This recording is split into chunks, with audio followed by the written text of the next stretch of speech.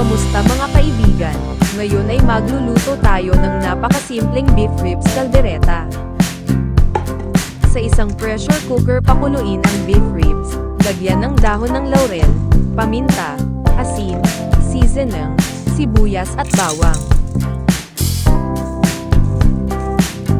At pakuluin ito ng 20 minuto.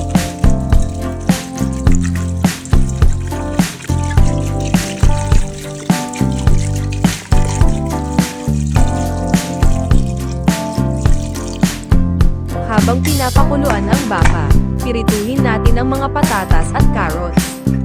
Sa isang malapad na kawali sa katamtamang init, painitin ang mantika, idagdag ang mga patatas at carrot at lutuin hanggang bahagyang magkulay brown.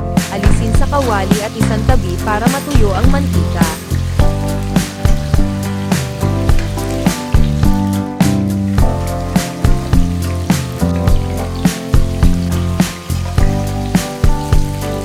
Sa kawali ang patatas at carrots, at itabi.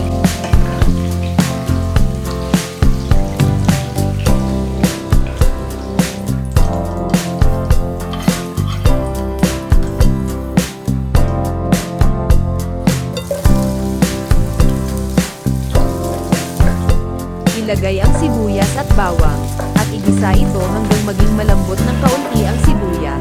At pagkatapos ay ihalo ang tomato paste, haluin ito hanggang lumabas o magkulay pula ang mantika sa kawali.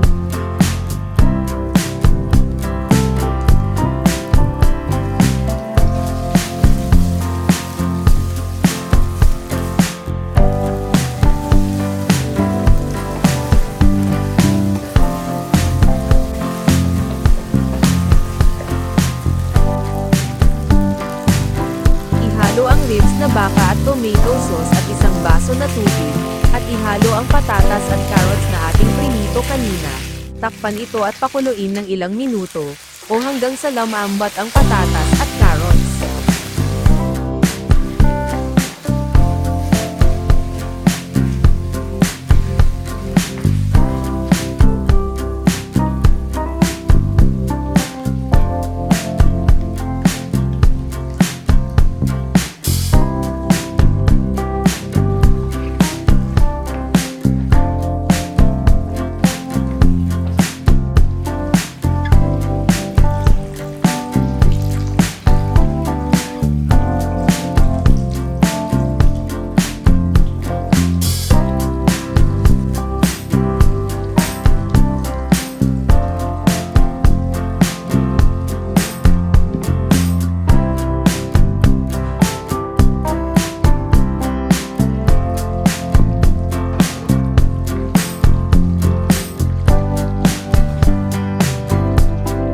At pakuluin ng 5 minuto sa mahinang apoy, at pagkatapos kumulo, ilagay ang green bell pepper.